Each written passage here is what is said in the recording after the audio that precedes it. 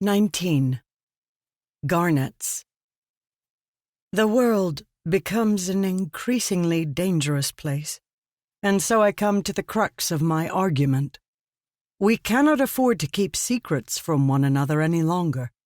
The Thaylen artifabrians have private techniques relating to how they remove stormlight from gems and create fabrials around extremely large stones. I beg the Coalition and the good people of Thaylena to acknowledge our collective need. I have taken the first step by opening my research to all scholars. I pray you will see the wisdom in doing the same. Lecture on Fabrial Mechanics, presented by Navani Colin to the Coalition of Monarchs, Urithiru, Yesevan, 1175. "I'm sorry, Brightness," Rushu said, holding up several schematics as they walked around the crystalline pillar deep within Urithiru. "Weeks of study, and I can't find any other matches." Navani sighed, pausing beside a particular section of the pillar. 4 garnets stood out, the same construction used in the suppression fabrial. The layouts were too precise, too exact, to be a coincidence. It had seemed like a breakthrough, and she'd set Rushu and the others comparing all other known fabrials to the pillar, searching for any that seemed similar. That once promising lead, unfortunately, had reached another dead end. "There's another problem," Rushu said. "Only one?" When the young Ardent frowned, Navani waved for her to continue. "What is it?" "We inspected the suppression fabrial in Shadesmar you asked," Rushu said. "Your theory is correct. It manifests a spren in Shadesmar's soulcasters do. But on this side there is no sign of that spren in the gemstones." "What's the problem, then?" Navani asked. "My theory is correct." "Brightness, the spren that runs the suppression device has been corrupted, very similar to Renarin's spren," Navani said. "Indeed. The spren refused to talk to us, but didn't seem as insensate as the ones in Soulcasters. This reinforces your theory that ancient fabrials, things like the pumps, the oath gates, and the Soulcasters, somehow imprisoned their spren in the cognitive realm. When we pressed it, the spren closed its eyes pointedly. It seems to be working with the enemy deliberately, which raises questions about your nephew's spren. Dare we trust it?" "We have no reason to assume that one spren serving the enemy means all of its type do," Navani said. "We should assume they each have individual loyalties, like humans." She had to admit, however, that Renarin's spren made her uncomfortable. Seeing the future? Well, she had already tied her mind in knots thinking about Gliss. Instead, she tried to focus on the nature of this fabrial's spren. "You capture spren," the strange person had said to her via span-reed. "You imprison them. Hundreds of them. You are a monster.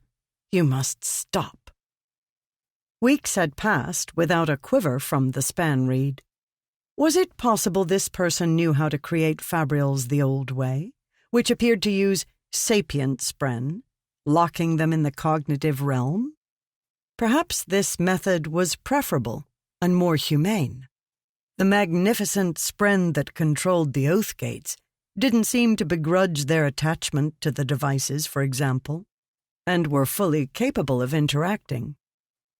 "For now, study this," Navani said to Rushu, tapping her knuckles against the majestic gemstone pillar. "See if you can find a way to activate this specific group of garnets. In the past, the tower was protected from the fused. Old writings agree on this fact. This part of the pillar must be why." "Yes," Rushu said. "A fine theory and a fine suggestion. If we focus on this one piece of the pillar, which we know is a distinct fabrial, maybe we can activate it. Also, try resetting the suppression fabrial we stole. It smothered Kaladin's abilities, but let the fused use their powers. There might be a way to reverse the device's effects. Rushu nodded in her absent-minded way. Navani continued to stare up at the pillar, which sparkled with the light of 1,000 facets. What was she missing? Why couldn't she activate it? She handed the schematic to Rushu and began walking from the room. "We haven't been giving enough thought to the tower's security," she said. "Clearly the ancients were worried about incursions by the fused, and we experienced one already." "The oath gates are under constant guard now," Rushu said, hurrying to keep up. "And authentication by 2 different orders of radiance is required for activation. It seems unlikely the enemy could do what they did before." "Yes, but what if they came in another way?" The spren she'd interviewed claimed that the masked ones, fused with light-weaving powers, couldn't enter the tower. Its ancient protections had some lingering effects, like the changes in pressure or the warmth. Indeed, this seemed proven, as while masked ones sometimes slipped into human camps, they had never come to Urithiru. At least, so far as Navani could tell. Perhaps they'd just been very careful. "The enemy," Navani said to Rushu, "has abilities we can only guess at, and the powers we do know about are dangerous enough. Masked ones could be among us, and we'd never know it. You or I could be one of them right now." "That is a highly disturbing thought, Brightness," Rushu said. "What could we possibly do, other than fixing the tower's defenses?" "Gather a team of our best abstract thinkers. Assign them the task of creating protocols to identify hidden fused." "Understood," Rushu said. "Dali would be perfect for that. Oh, and Sabasanar, and—" She slowed, pulling out her notebook, oblivious to how she was standing in the middle of the corridor, forcing people to step around her. Navani smiled fondly, but left Rushu to her task, instead turning right and entering one of the ancient library rooms. When first studying the tower, they'd found dozens of gemstones in this room, all encoded with short messages from the ancient Knights Radiant.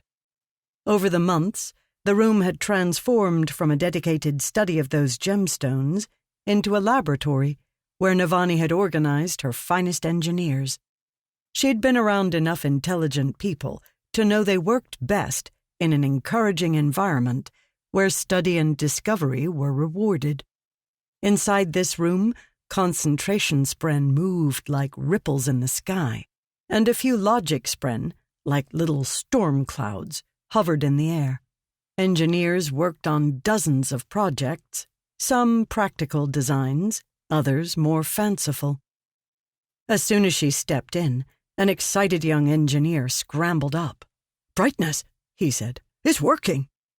"That's wonderful," she said, struggling to remember his name. Young, bald, barely a beard to speak of. What project had he been on? He grabbed her by the arm and towed her to the side, ignoring propriety. She didn't mind. It was a mark of pride to her that so many of the engineers forgot she was anything other than the person who funded their projects.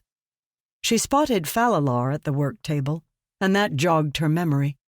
The young Ardent was his nephew, Tomor, a dark-eyed youth who wanted to follow his uncle's path of scholarship. She'd assigned the two one of her more serious designs, a set of new lifts that worked on the same principle as the flying platform. "Brightness," Falalar said, bowing to her. "The design requires a great deal more tweaking. I fear it's going to require too much manpower to be efficient." "But it's working?" Navani said. "Yes," Tomor said, bringing her a device shaped like a jewelry box, around 6 inches square, with a handle on one side. The handle, like the one you might use to pull open a drawer, held a trigger for the index finger on the inside. A button on the top was the box's only other feature, except for a set of straps that she took for a wrist brace. Navani accepted the box and peeked in through the access panel.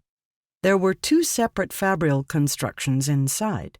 One she recognized for a simple conjoining ruby, like those used in span reeds.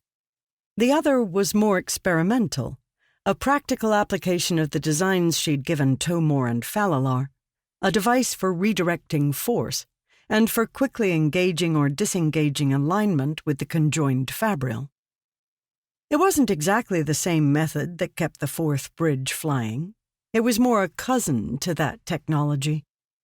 "We decided to make the prototype an individual device," Falalar said, "as you wanted something portable." "Here," Tomor said. "Let me get the workers ready." He scrambled over to a couple of soldiers at the side of the room, assigned to run errands for the engineers. Tomor got them into position holding a rope, like they were about to engage in a tug-of-war. Only instead of a rival team on the other end, their rope was attached to a different fabrial box on the floor. "Go ahead, Brightness," Tomor said. "Point your box to the side, then conjoin the rubies." Navani strapped the device to her wrist, then swung her arm around, pointing it to the side. Right now, the rubies weren't conjoined, allowing the box to move freely. Once she pressed the button, however, the device snapped into conjoinment with the second box, the one on the floor attached to the rope. Next, she pulled the trigger with her index finger. This made the ruby flash brightly for the soldiers, who began pulling their rope. They moved their box along the floor, and the force was transferred across the space to Navani, and she was yanked by the box and handle strapped to her wrist, steadily across the room. It was a common application of conjoined fabrials. The big difference here was not in the fact that force was being transferred, but the direction of the transfer. The men were pulling the box backward along the wall, moving steadily eastward. Navani was being pulled forward along the axis where she'd pointed her arm, a random direction south by southwest. She flashed the light to warn the soldiers, then disjoined the fabrials, so she stopped skidding. The men were ready for this, and prepared as she pointed her hand in a different direction. When she conjoined again and flashed the ruby for the men, they began pulling, and she moved that way instead. "It's working wonderfully," Navani said, skidding on her heels. "The ability to redirect the force in any direction, on the fly, is going to have huge practical applications."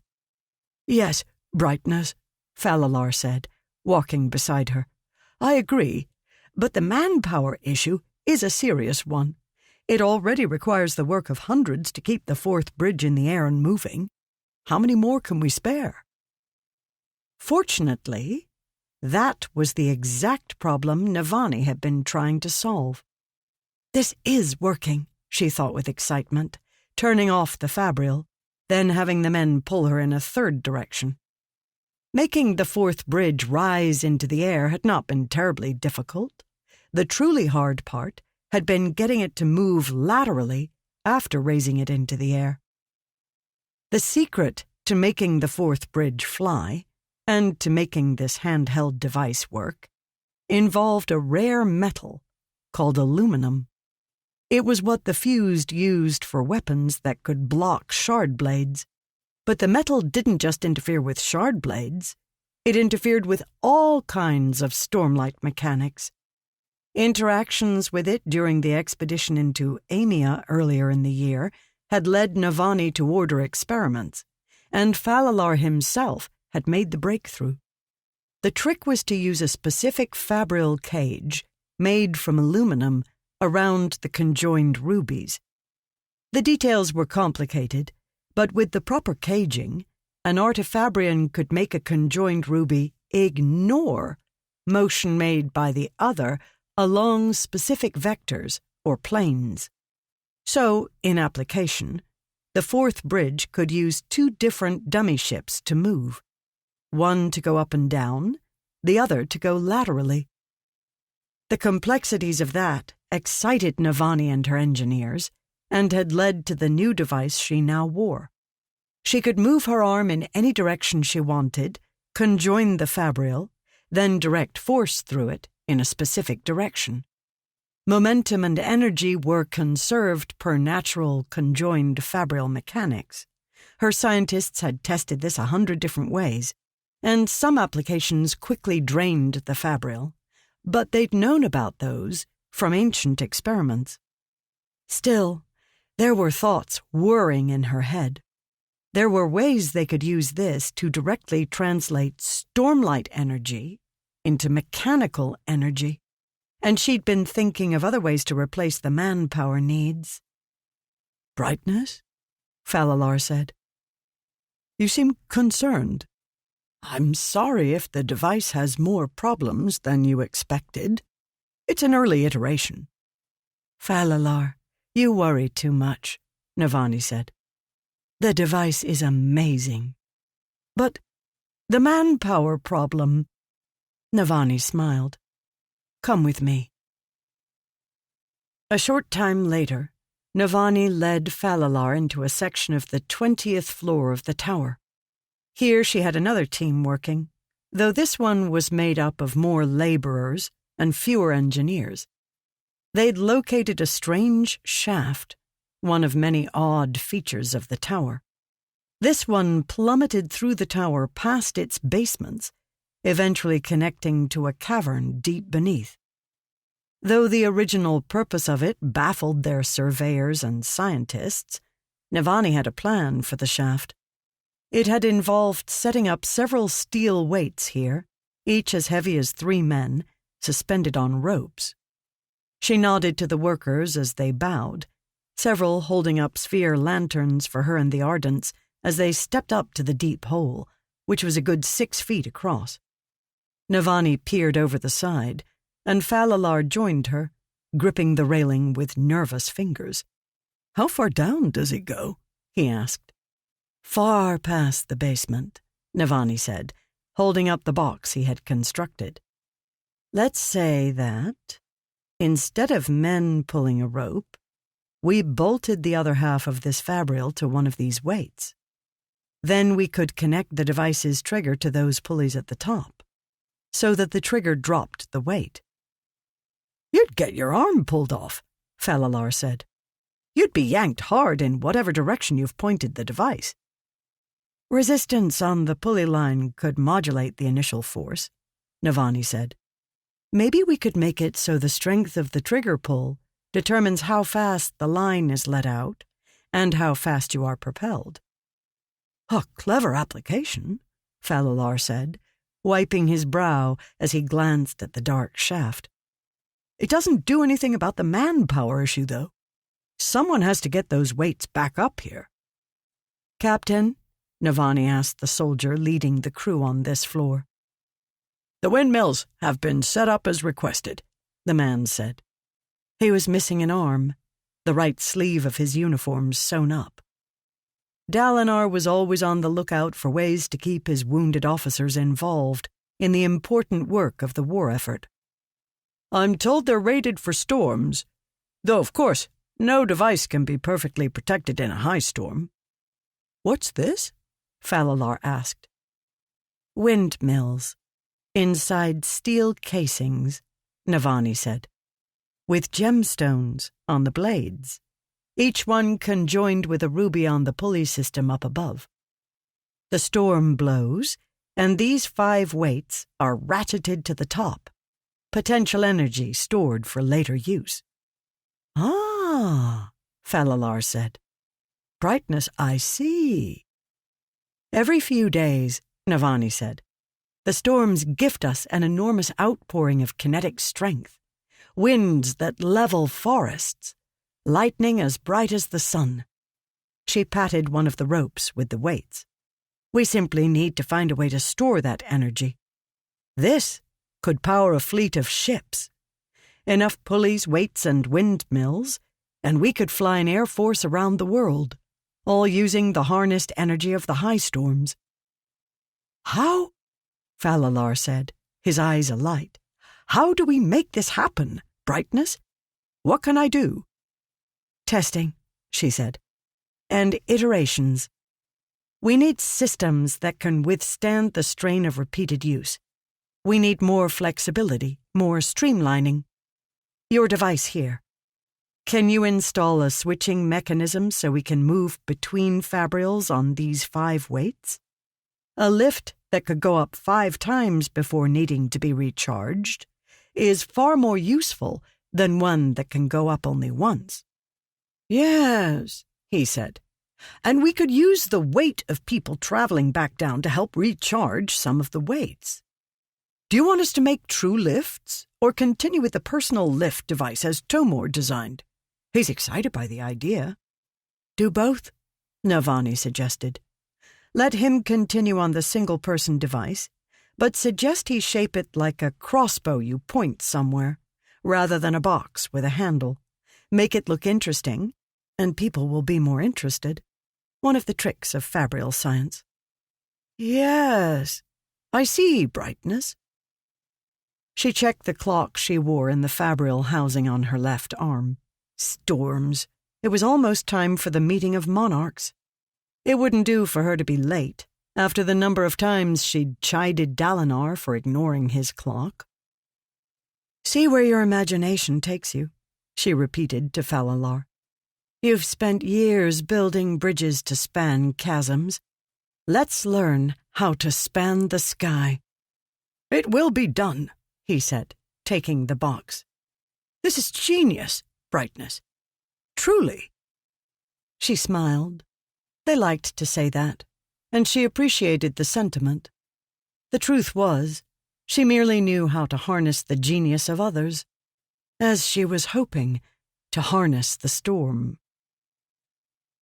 She arrived at the meeting with time to spare, fortunately. It was held in a chamber near the top of the tower, where Dalinar had made each monarch carry their own seat months ago. She remembered the tension of those initial meetings, each member speaking carefully, anxiously, as if a white spine slumbered nearby. These days the room was loud and full of chatter. She knew most of the ministers and functionaries by name and asked after their families. She caught sight of Dalinar chatting amiably with Queen Fen and Kamakal. It was remarkable. In another time, a united coalition of Alethi, Vaden, Thalen, and Azish forces would have been the most incredible thing to have happened in generations. Unfortunately, it was only possible in response to greater marvels and threats. Still, she couldn't help feeling optimistic as she chatted, right up until she turned around and came face to face with Taravangian. The kindly-looking old man had regrown his wispy beard and mustache, of a style that was reminiscent of old scholars from ancient paintings. One might easily imagine this robed figure as some guru sitting in a shrine, pontificating about the nature of storms and the souls of men. "Ah, Brightness," he said. "I have yet to congratulate you on the success of your flying ship. I'm eager to see the schematics, once you feel comfortable sharing them." Navani nodded. Gone was the feigned innocence, the pretended stupidity that Taravangian had maintained for so long. A lesser man might have persisted stubbornly in his lies. To his credit, once the assassin in white had joined Dalinar, Taravangian had dropped the act and immediately slipped into a new role, that of a political genius. "How go the troubles at home, Taravangian?" Navani asked. "We have reached agreements," Taravangian said. "As I suspect you already know, Brightness, I have chosen my new heir from Vaden stock, ratified by the High Princes, and made provisions for Kharbranth to go to my daughter. For now, the Vadens see the truth. We cannot squabble over details during an invasion." "That is well," she said, trying and failing to keep the coldness from her voice. "A pity we don't have access to the military minds of the Vaden elite. not to mention their best young soldiers, all sent to their graves in a pointless civil war mere months before the coming of the Everstorm. "Do you think, Brightness," Taravangian said, "that the Vaden king would have accepted Dalinar's proposals of unification? Do you really think that old Hanavanar, the paranoid man who spent years playing his own high princes against one another, would ever have joined this coalition? His death might well have been the best thing that ever happened to Alethkar. Think on that, Brightness, before your accusations set the room aflame." He was correct, unfortunately. It was unlikely the late king of Yakeved would ever have listened to Dalinar. The Vedans had deep-seated grudges with the Blackthorn. The coalition's early days had depended greatly upon the fact that Taravangian had joined it, bringing the might of a broken but still formidable Yakeved. "It might be easier to accept your goodwill, Your Majesty," Navani said, "if you hadn't tried to undermine my husband by revealing sensitive information to the coalition." Taravangian stepped close, and a part of Navani panicked. This man terrified her, she realized.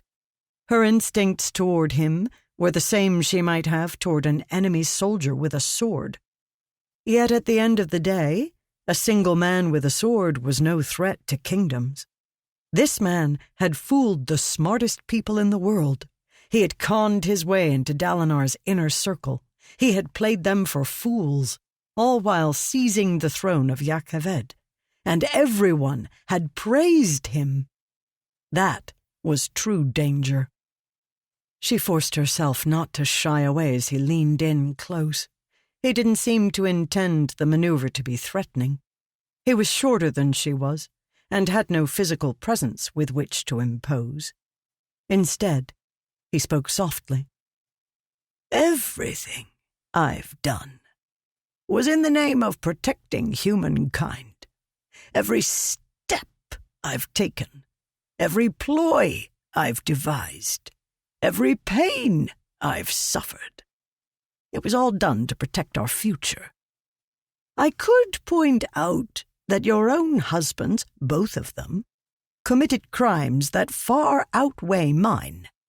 I ordered the murder of a handful of tyrants, but I burned no cities. Yes, the light eyes of Yakeved turned on one another once their king was dead, but I did not force them. Those deaths are not my burden. All of this is immaterial, however, because I would have burned villages to prevent what was coming. I would have sent the Vedans into chaos. No matter the cost, I would have paid it. Know this.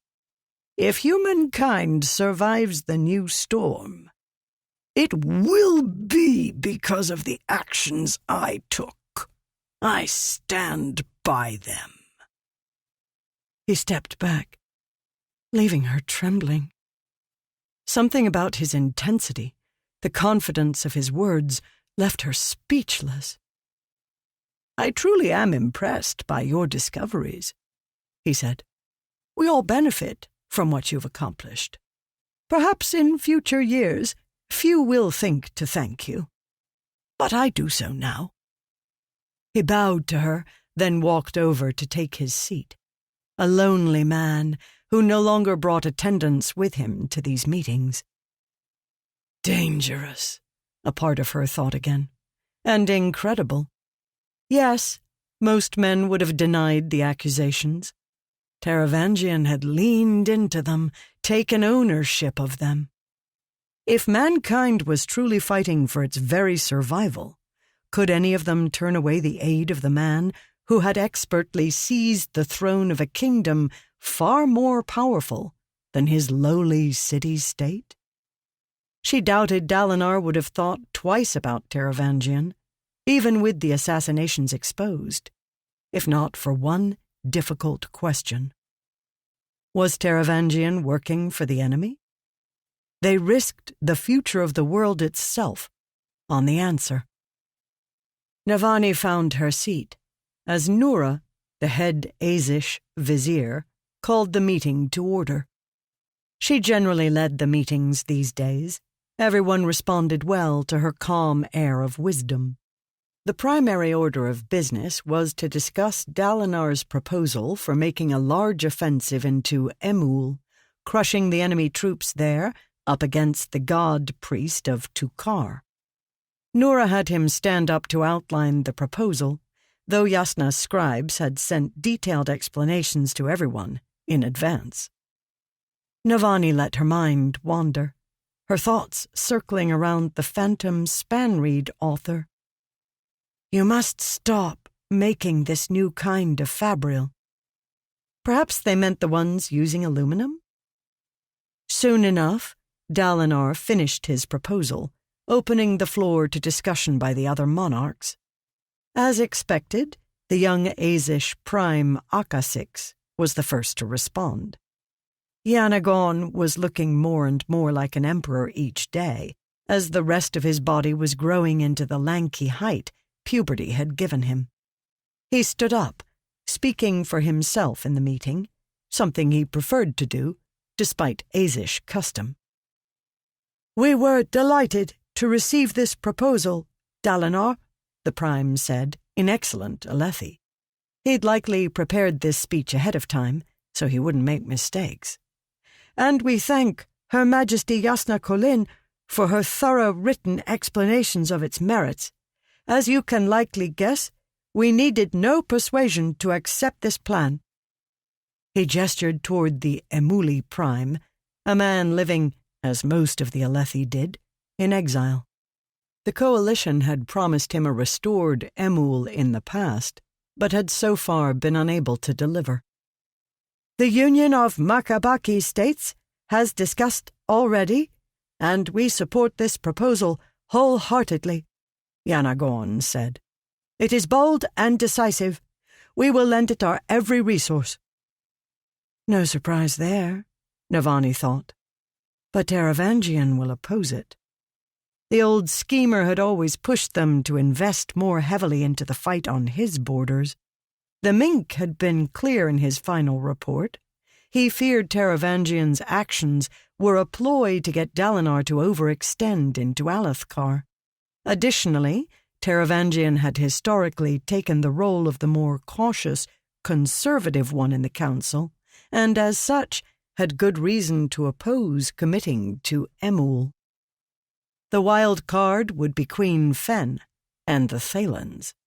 She wore a bright patterned skirt today, decidedly not of Vorin fashion, and the white ringlets of her eyebrows bounced as she looked from Yasna to Dalinar, thoughtful.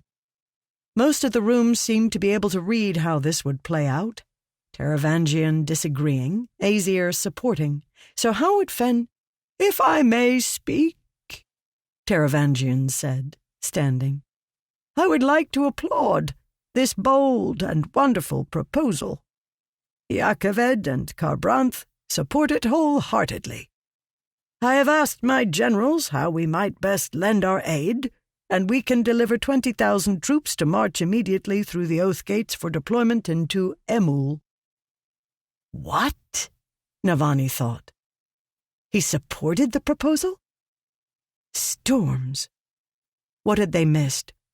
Why would he be so willing to pull troops away from his border now, after a year of insisting he couldn't spare even a handful? He'd always used the ubiquity of his medical support to cloud his miserly troop deployments. Had he realized Dalinar wasn't going to give an opportunity for betrayal? Was this something else? We are grateful for your support, Taravangian, Yanagon said. Dalinar, that is 2 for your proposal, 3 with you, and 4, assuming your niece is already persuaded. The only one we await is Her Majesty. He turned to Fen. Her Majesty, Fen said, is storming baffled. When's the last time the lot of us all agreed on something? We all vote favor for lunching break, Yanagon said, smiling and deviating from his script. Usually. Well, that's the truth. Fen leaned back in her seat. You surprised me with this one, Dalinar. I knew you were tacking towards some goal, but I thought for sure you would insist on trying to recapture your homeland. This general you recovered, he changed your mind, didn't he? Dalinar nodded. He would like me to move, that Herdaz be granted a seat on our council. Herdaz is no more, Fen said. But I suppose the same could be said for Alethkar. I suggest that if his help proves useful in Emul, we grant such a request. For now, how do we proceed? I suspect an attack into Emul will provoke the enemy navy to finally come out and engage us, so I'll need to plan for a blockade. Tukar has a long coast. That's going to be a challenge. Stormblessed, I suppose we can count on Windrunner patrols to help warn us of... Fen trailed off, twisting around toward the small group of Radiants at the side of the room. Each Radiant Order usually sent at least one representative. Taravangian's Dustbringer was there as usual, and Lift was likely somewhere, judging from the state of the snack table, though a few other edge dancers were sitting at the rear as well. Normally Kaladin would be there, leaning against the wall, looming like a storm cloud. No longer. Instead, Sigzil stepped forward, newly minted as Company Lord. It was an interesting move, elevating a foreigner, but it was a freedom Dalinar gained by no longer being directly tied to Alethkar. In this tower, ethnicity was secondary to radiant bonds. Sigzil didn't have the presence of his High Marshal. He always seemed too fiddly to Navani. He cleared his throat, sounding uncomfortable in his new role. You will have Windrunner support, Your Majesty. The enemy air troops might not want to fly in from Iri or Alethkar, as both routes would require them to traverse our lands. The Heavenly Ones might try to loop around and come in from the ocean. Plus, they've been employing skybreakers frequently in the region, so we'll need to contend with them. Good, Fen said. We're storm-blessed. Leave of absence, Your Majesty. He was wounded recently. What kind of wound can bring down a Windrunner? Fen snapped. Don't you regrow body parts? Yes, Your Majesty. The High Marshal is recovering from a different kind of wound. She grunted, looking over at Dalinar. Well, the guilds of Thelena agree to this plan. If we retake Emul and Tukar, it will give us absolute dominance of the southern depths. You couldn't ask for a better staging platform for eventually recovering Alethkar. You're wise, Blackthorn, to delay striking for your homeland in favor of the tactically sound move. It was a difficult decision, Fen, Navani said. One we made only after exploring every other option. And Taravangian agreeing to it has me worried. It highlights another problem, though, Fen said. We need more Windrunners. Kermakal has been raving about your flying fortress.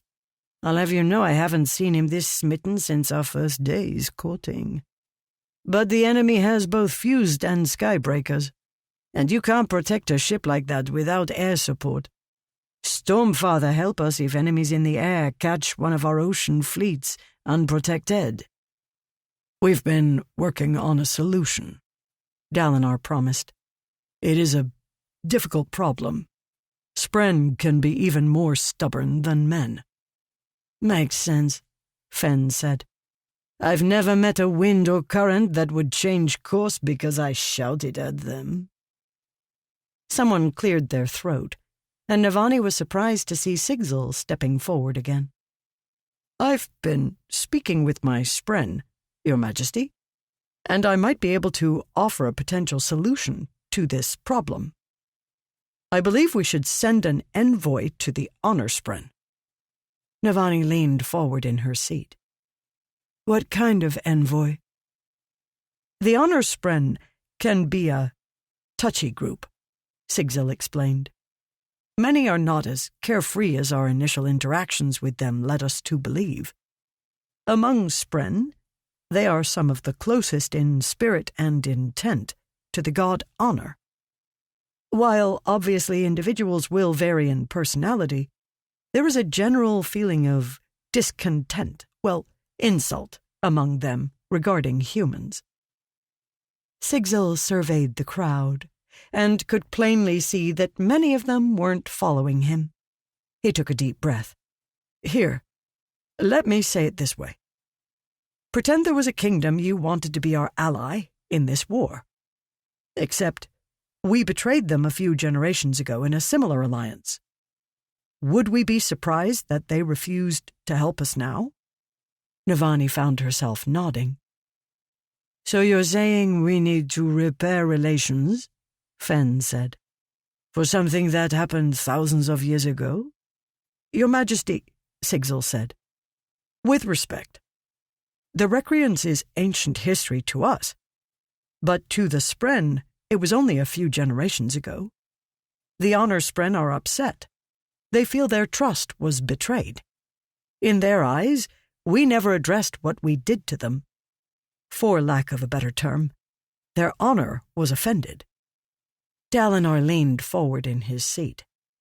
"Soldier, you're saying they want us to go to them begging? If Odium claims this land, they'll suffer as much as we will." "I know that, sir," Sigzil said. "You don't have to persuade me. But again, think of a nation your ancestors offended, but whose resources you now need. Wouldn't you at least send an envoy with an official apology?" He shrugged. "I can't promise it will work, but my advice is that we try." Navani nodded again. She'd usually ignored this man because he acted so much like, a scribe, the kind of nitpicky person who often created more work for others. She now recognized that was unfair. She had found wisdom in the efforts of scholars others thought to be too focused on details. "It's because he's a man," she thought, "and a soldier, not an ardent. He didn't act like the other Windrunners, so she dismissed him. Not a good look, Navani, she thought it herself, for one who claims to be a patron of the thoughtful. "This man speaks wisdom," she said to the others. "We have been presumptuous in regards to the Spren." "Can we send you, Radiant?" Fen asked Sigzil. "You seem to understand their mindset." Sigzil grimaced. "That might be a bad idea. We Windrunners, we're acting in defiance of Honorspren law. We'd make the worst envoys because of, they don't much like Kaladin, to be honest. If one of us showed up at their fortress, they might try to arrest us. My advice is to send a small but important contingent of other Radiants. Specifically, Radiants who have bonded Spren whose relatives approve of what we're doing. They can make arguments on our behalf." "That rules me out," Jasnah said. "The other Ink Spren are generally opposed to what Ivory did in bonding with me." She glanced to Renarin, who sat at the rear of the room behind his brother. He glanced up in a panic, his puzzle box frozen in his hands. "We probably," Jasnah continued, "don't want to send Renarin either, considering his special circumstances." "An edge dancer, then?" Dalinar said. "The cultivation Spren have generally embraced our new order of Radiance. I believe some of those who bonded Radiance are regarded highly in Shadesmar." True to Navani's earlier guess, Lift emerged from underneath the table, though she hid her head climbing out, then glared at the table. The Reshi girl, teen, barely fit in spaces like that any longer, and seemed able to hit her elbows on every piece of furniture she passed. "I'll go," Lift said, then yawned. "I'm getting bored here." "Perhaps someone older," Dalinar said. "Nah," Lift said. "You need them all. They're all good at the edge dancing part. Besides, Wendell is famous on the other side on account of him figuring out how chairs work. I didn't believe it at first, 'cause I never heard of him before he started bothering me. It's true, though. Spren are weird, so they like weird things, like silly little vine people." The room fell silent, and Navani suspected that everyone was thinking along the same lines. They couldn't send Lift to lead an envoy representing them. She was enthusiastic, yes, but she was also, Lift. "You are excellent with healing," Dalinar said to her. "Among the best of your order. We need you here. And besides, we should send someone with practice as a diplomat." "I could give it a try, sir," said Godecki, a shorter edge dancer who had once been an ardent. "I have some experience with these matters." "Excellent," Dalinar said. "Adolin and I should lead this envoy," Shallan said. She seemed reluctant as she stood up. "Cryptics and Honor Spren don't get along fantastically, but I'm a good choice regardless. Who better to represent us than a High Prince and his radiant wife?" "An excellent suggestion," Dalinar said. "We can send one of the Truth Watchers, other than Renarin, and one Stone Ward. With Godecki, that would give us 4 different Radiants and their Spren, plus my own son. Radiant Sigzil. Would that satisfy the Honor Spren?" He cocked his head, listening to something none of the rest of them could hear. "She thinks so, sir. It's a good start, at least. She says to send gifts and to ask for help. Honor Spren have a difficult time turning away people in need. Apologize for the past, promise to do better, and explain how dire our situation is. That might work." He paused. "It also wouldn't hurt if the Stormfather were to speak on our behalf, sir."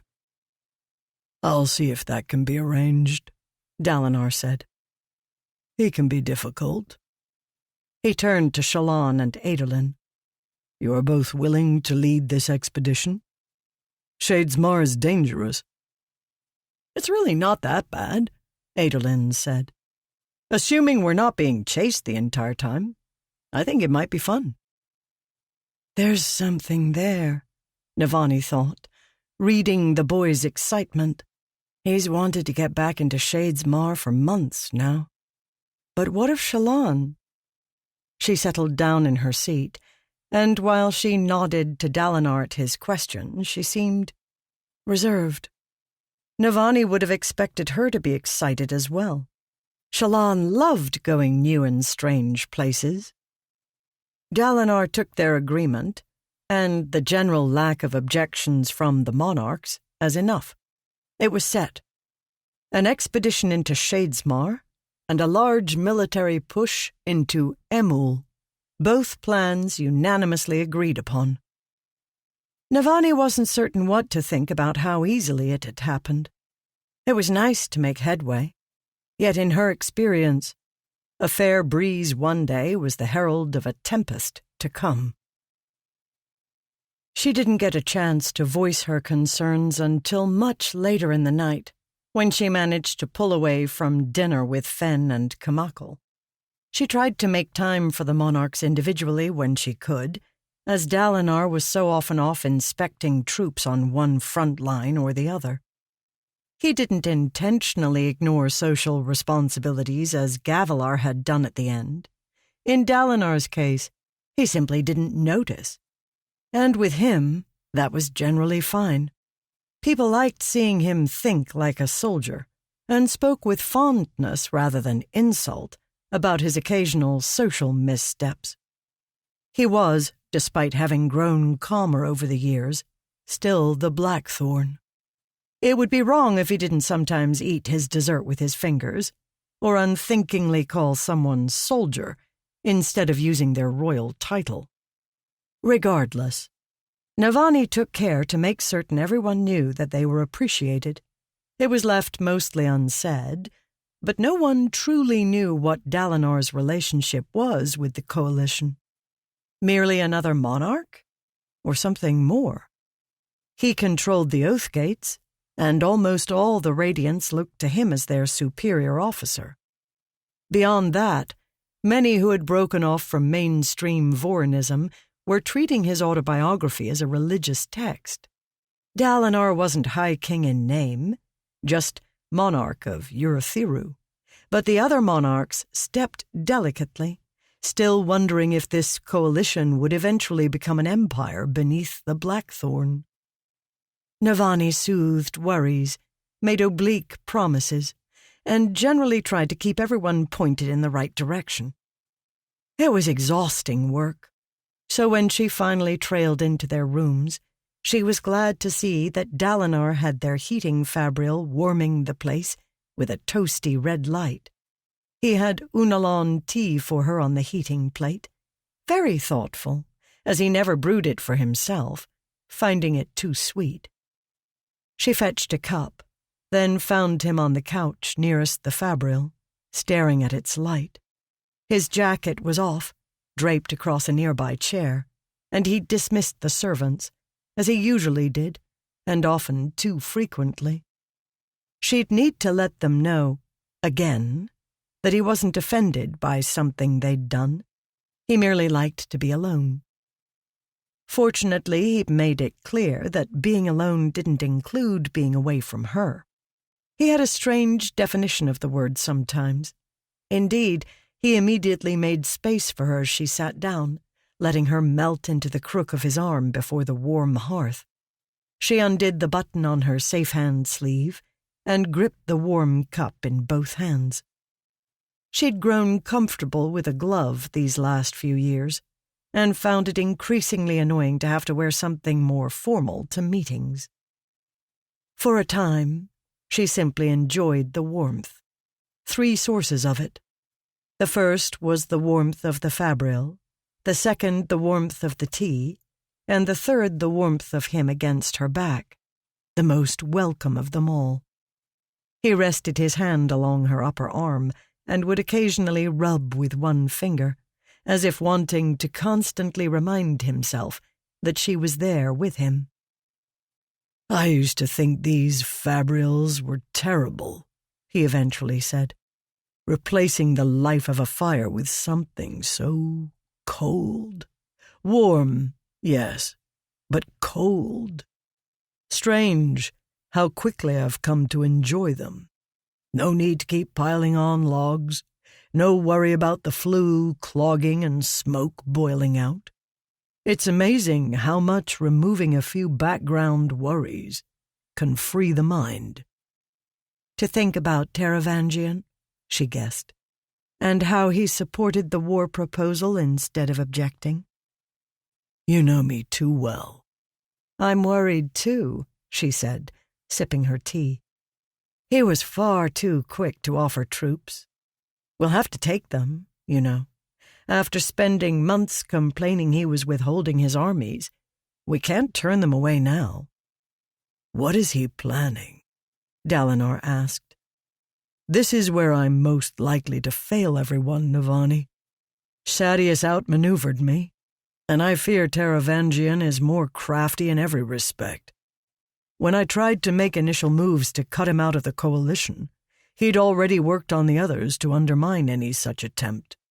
He's playing me, and doing it deftly, right beneath my nose."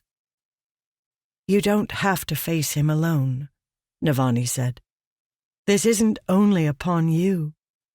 "I know," Dalinar said, his eyes seeming to glow as he stared at the bright ruby in the hearth. "I won't ever suffer that feeling again, Navani. That moment of standing on the shattered plains, watching Sadeas retreat, of knowing that my faith in someone, my stupid naivety, had doomed the lives of thousands of men. I won't be Taravangian's pawn.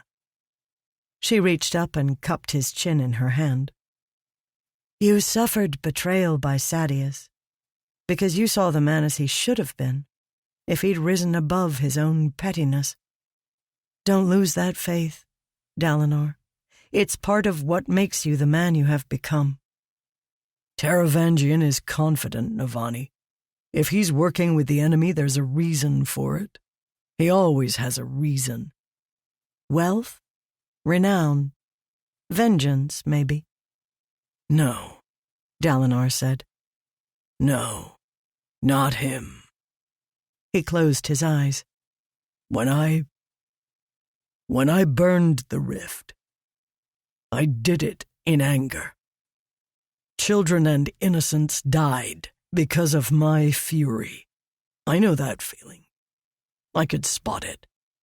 If Taravangian killed a child, he'd do it not for vengeance, not for fury, not for wealth or renown, but because he sincerely thought the child's death was necessary. He would call it good, then? No. He would acknowledge it as evil, would say it stains his soul. He says, that's the point of having a monarch. A man to wallow in blood, to be stained by it and destroyed by it, so that others might not suffer. He opened his eyes and raised his hand to hold hers. It's similar in a way to how the ancient Radiants saw themselves. In the visions, they said, they were the watchers at the rim. They trained in deadly arts to protect others from needing to do so. The same philosophy, less tarnished. He's so close to being right, Navani. If I could only get through to him. I worry that instead, he'll change you, Dalinar, she said. Don't listen too closely to what he says. He nodded and seemed to take that to heart. She rested her head against his chest, listening to his heartbeat. I want you to stay here, he said, in the tower. Yasna wants to deploy with us into Emul. She's eager to prove she can lead in battle. With an offensive so large, I'll be needed in person as well. Taravangian knows that. He must be planning a trap for us. Someone needs to be here in the tower, safe, to pull the rest of us out if something goes wrong. Someone to lead the Alethi, in case Yasna and I are killed in Taravangian's trap, he left unsaid. She didn't object. Yes, an Alethi woman would normally go to war to scribe for her husband. Yes, he was defying this in part because he wanted her safe. He was a little overprotective. She forgave him this. They would need a member of the royal family to stay in reserve. And besides, she was increasingly certain that the best thing she could do to help would involve unraveling the mysteries of this tower. If you're going to leave me, she said, then you'd best treat me well in the days leading up to your departure, so I remember you fondly and know that you love me. Is there ever a question of that? She pulled back, then lightly ran her finger along his jaw. A woman needs constant reminders. She needs to know that she has his heart, even when she cannot have his company. You have my heart, always. And tonight, specifically? And tonight, he said. Specifically. He leaned forward to kiss her, pulling her tight with those formidable arms of his. In this, she encountered a fourth warmth to the night, more powerful than all the rest. The end of Part 1.